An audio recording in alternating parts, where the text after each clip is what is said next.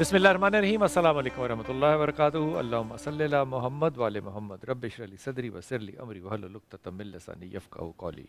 आमीन। आज इंशाअल्लाह ताला आठवां पारा और आठवीं सहरी, आज आठवां पारा शेख साहब से सुनेंगे।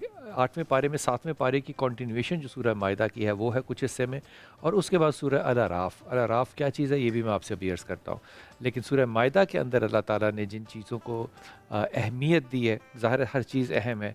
वो पहली बात तो बड़ी मुख्तलिफ ये है कि अल्लाह ताला ने रसूल पाक सल्लल्लाहु अलैहि वसल्लम को तसल्ली दी है। तसल्ली किस बात पे दी है कि लोग कहते थे कि आप मोइज़ात दिखाएं, मसलन ऐसे ऐसे करतब और जादू करके दिखाएं जो कि हमने ना देखे हों। अल्लाह ने रसूल से कहा तू छोड़ दे इस मेजॉरिटी को छोड़ दे, तू सिर्फ ये देख कि जो कुरान है यही हमारा मोइज़ा है।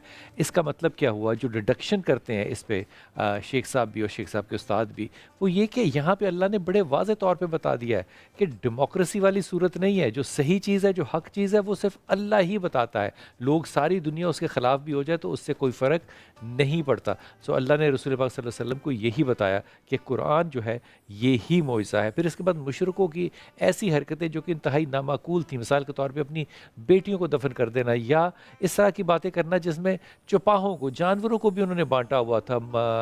औरतों के लिए ये जानवर हैं और मर्दों के लिए जानवर है। मिसाल के तौर पे ये जानवर आदमियों के लिए हलाल है और औरतों के लिए हराम है। इस बात की अल्लाह ताला ने नफ़ी की। और फिर आखिर में इस सूरह माइदा के आखिर में 10 वसीहतें जो हैं वो की अल्लाह ताला ने। ये बहुत ज़्यादा अहम बात है। फिर इसके बाद सूरह अल अराफ शुरू हो जाता है। अल अराफ क्या चीज़ है? अल अराफ दोज़ख और जन्नत के दरमियान की जगह को कहते हैं, या उसका नाम रखा हुआ है। यहाँ पे वो लोग होंगे जिनका हिसाब ना इधर का बराबर हुआ होगा ना इधर का बराबर हुआ होगा।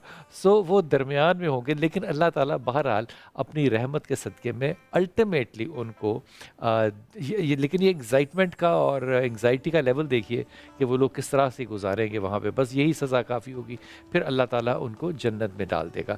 फिर अल्लाह ताला ने 4 दफ़ा सूरह अल अराफ में 4 दफ़ा ए बनी आदम यानी कि हमें एड्रेस किया, ए बनी आदम। 4 दफ़ा ए बनी आदम कहा। एक दफ़ा जब कहा तो हमें लिबास का तकवा बताया कि लिबास जो है ये तुम्हारा सतर कैसे ढांपता है, और सबसे बेहतरीन लिबास जो है वो तकवे का लिबास है। फिर अल्लाह ताला ने इब्लीस के फितनों से बचने के लिए, देखिए हम कितनी बात आर्गूमेंट करते हैं, लेकिन हमें यह अंदाज़ा होता है कि ये बात जो है ये सही नहीं है, हक नहीं है, फिर भी उस बात पे ये इब्लीस का, शैतान का फितना होता है। अल्लाह कहता है कि फितनों से बचो। फिर अल्लाह ताला ने जिस चीज़ से बचने के लिए कहा है वो है असराफ। असराफ है ज़रूरत से ज़्यादा पैसे का शो ऑफ करना, या पैसे का ज़्यादा खर्चना, या किसी भी चीज़ का असराफ हो सकता है। अखलाक का भी असराफ हो सकता है, गुरूर का भी असराफ हो सकता है। पैसे का असराफ ख़ास तौर पे अल्लाह ने मना किया कि ये मत करो, बराबर रखो। फिर अल्लाह ताला ने रसूल के जो ज़िक्र करते हैं या रसूल पाक सल्लल्लाहु अलैहि वसल्लम से जो मोहब्बत करते हैं, इनके बारे में बड़ी खूबसूरत बात की।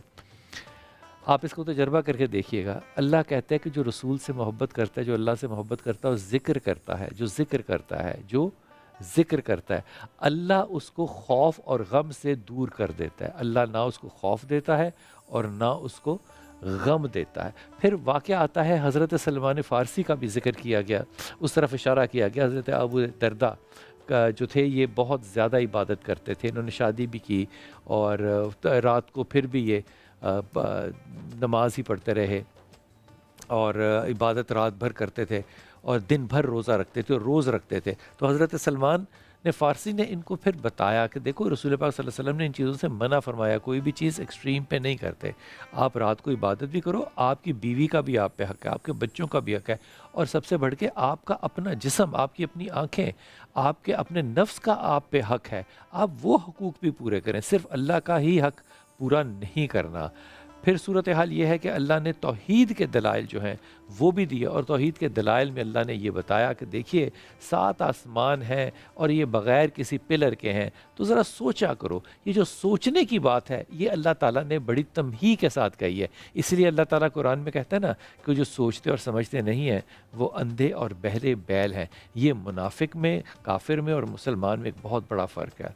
मुसलमान जो है वो डिडक्शन के साथ, इल्म के साथ सोचता है और फिर तौहीद पर आता है। शेख साहब से इसकी तफसीर सुनते हैं।